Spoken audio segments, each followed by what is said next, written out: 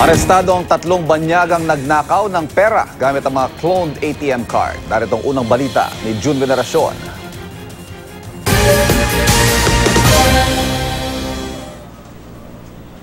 Dalawamputwalong ATM transactions ang ginawa ng mga banyagang suspect sa iba't ibang bangko sa Pampanga.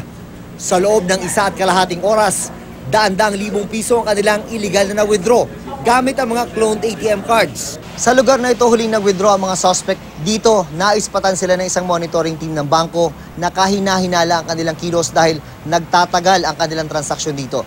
Yun na naging hudyat para sa monitoring team na isumbong sila sa mga pulis. Ang monitoring team daw ay grupo ng security officers na kinontrata ng bangko para magbasid sa kanilang mga pasilidad.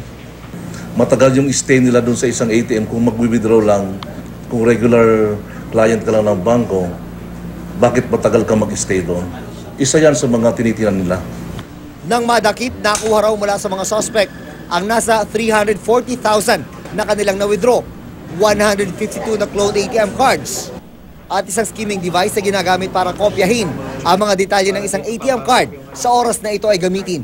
Sir, can we get your side, sir? Sir, is it true? Tumanggi magsalita ang mga nahuling banyaga na isang Nicaraguan, isang Italiano, at isang Romanian na may hawak daw na Hungarian passport.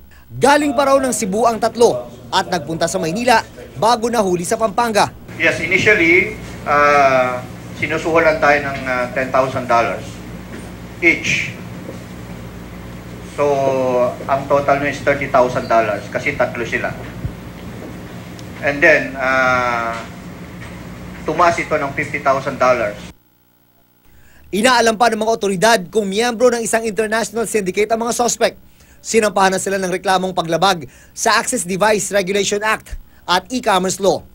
Ang pangunahing target daw ng mga suspect ay ang mga banyagang may hawak na mga international debit card.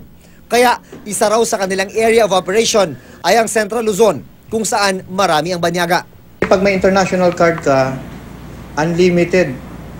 Wala siyang minimum, wala siyang maximum withdrawals. You can withdraw as much as you like. So, yun ang mga favorite nilang biktihin, yung mga foreigners na nationals.